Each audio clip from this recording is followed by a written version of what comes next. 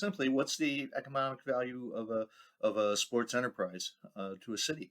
Is one there? As I said, most economists are split on it. And it looked like most people came down on the positive side, looking at what could be called economic development activities, could be causing sustained activity, at least in the neighborhood of the stadium. But the things I think a lot of people did notice always also was the burdens that it can put on a community, the extra pressures it can put on an area, the infrastructure requirements, the very intricate financing that goes into a stadium. For instance, I think as of last reading that I know of, in the NFL, where there are 38 teams, 28 don't own their stadium. They rent it, generally from somebody like the city, the county, the state, all right, an agency thereof.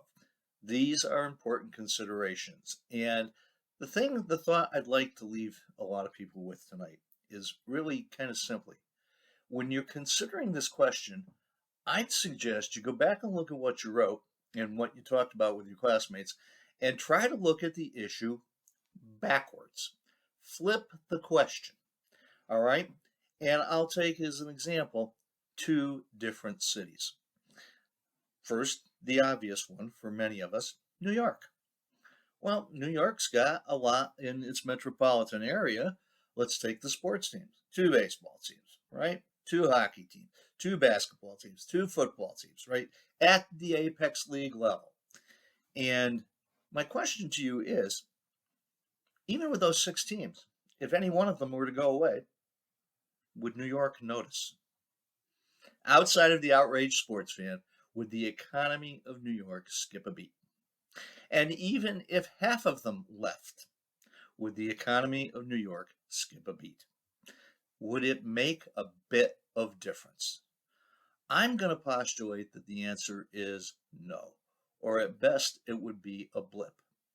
And the way I kind of would measure it is by looking at the combined value of all the industry, all the business, everything that goes on in that metropolis, and say, is sport really that much of a big part of it? Culturally, sure, it's a big part of it, but economically, it's pretty small compared to what else goes on in New York. But now let me take another city that I have some knowledge of and was talking to somebody who's recently visited there, Detroit. Detroit is a very depressed city. Detroit, not long ago, actually did something some has happened very rarely to some cities. Actually declared bankruptcy. Detroit was run not by Detroit, but by the state of Michigan for a while. Right? Detroit is hurting. The auto industry isn't what it used to be. Heavy industry, the type that was in the north and what we call the Rust Belt, isn't there anymore. And yet, Detroit has the Lions, the Tigers, the Pistons, the Red Wings. If they left, would Detroit know? Probably the answer is no. Would they do damage to Detroit by leaving? Not that much relative to all the other problems Detroit has. And by their presence, are they lifting Detroit up to where Detroit doesn't have to worry about anything? The answer is probably no. So the question I think becomes when somebody asks you this question, is a major sport enterprise an engine of economic development, or is it a burden? I think the answer would be that classic economist answer of it depends. It depends on the condition of the market, the general growth of the area, not necessarily what's just going on in sport. It is quite an intricate process and an intricate problem. So another question I might look at it, and I'm speaking to you from somebody who's here in central Connecticut. Hartford.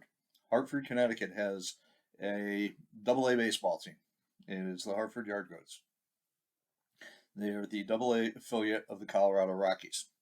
They are one of the most successful business-wise, economically, minor league franchises in America right now. They generally sell out their stadium. They have a brand new stadium. It's less than 5 years old. When I say they sell it out, It's a 6,000 seat stadium. I believe they play 61 home games a year. So we're talking about 350, 360,000 people. Sell it out all the time. Popular evening attraction.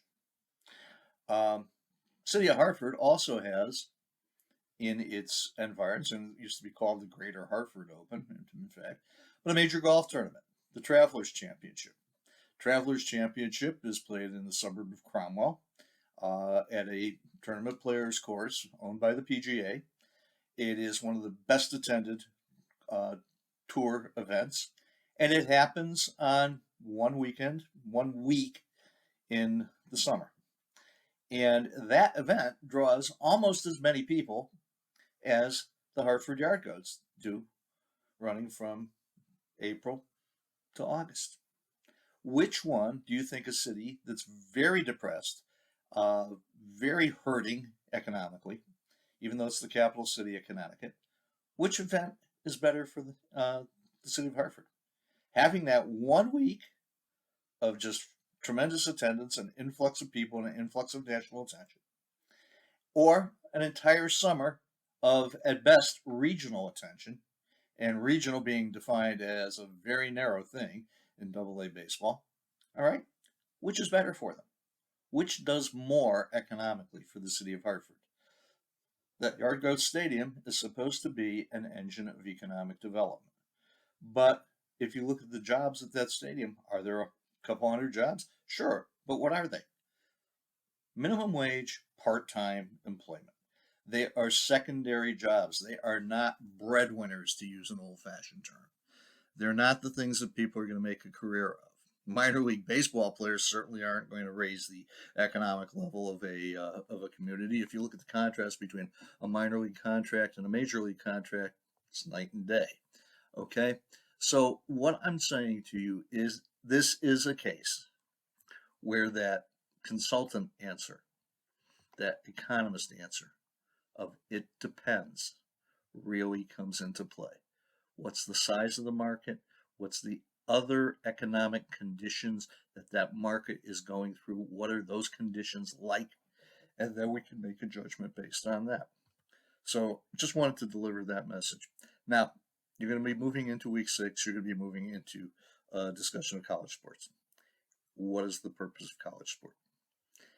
That is one I really, really want you to think about, do some digging, and don't, when you begin to write, don't write with your first impression. I've said it several times, just about every one of the last few videos I posted. Read before you write. Understand what your position is. Research it, and then come up with a well thought out answer.